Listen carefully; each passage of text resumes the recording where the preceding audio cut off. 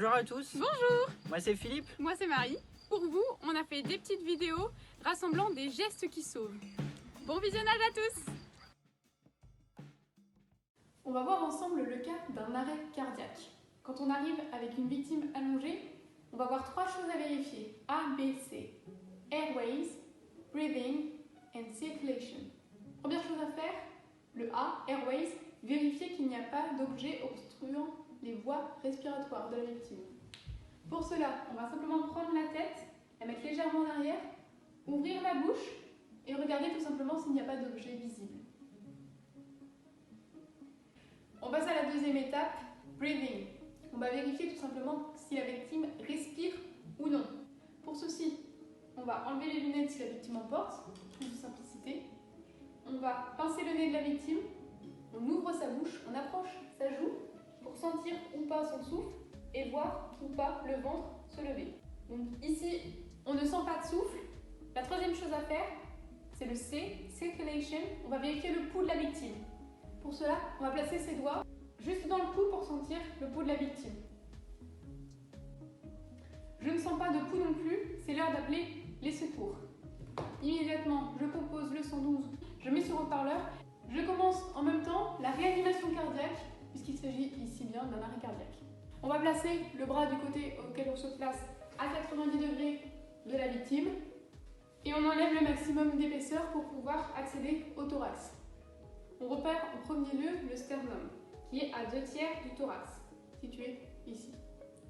On va commencer par mettre cette partie-là sur le thorax, puis à poser la seconde main, en les fermant bien et en appuyant que sur le bas de la paume de la main.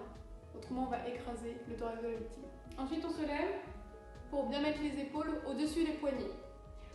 On va à partir de ce moment-là faire des pressions afin que le sternum s'affaisse de 5 à 6 cm environ. On fait ce mouvement-là, donc en étant bien les épaules au-dessus des poignets, tout simplement pour avoir un mouvement fluide et pas d'à-coup. Ce mouvement-là, on va l'appeler le 32, tout simplement parce qu'on fait 30 pressions, ensuite on fait 2 insufflations. La fréquence de compression doit être comprise entre 100 et 120 par minute. Voici des petits extraits de musique qui pourront vous permettre de tenir ce rythme pendant 30 compressions.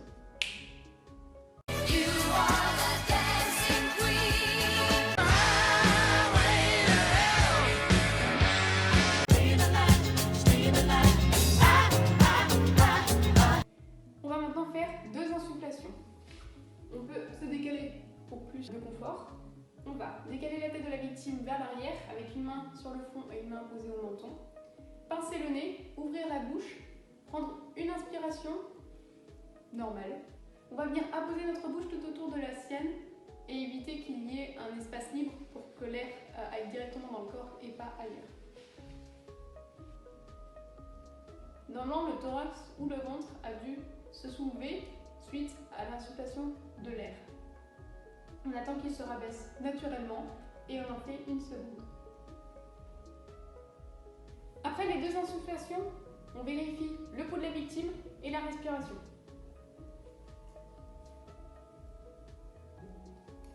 Si on n'a toujours rien, on réitère le mouvement 32. Sinon, on peut positionner la victime en PLS, mais il faut être sûr qu'elle respire, donc on vérifie ça pendant 10 secondes minimum. Si la victime est toujours inconsciente et ne respire pas, on continue les mouvements jusqu'à l'arrivée des secours qu'on a eu au préalable au téléphone. J'espère que ça vous a plu. Et n'hésitez pas à partager cette vidéo avec votre entourage. Merci à vous.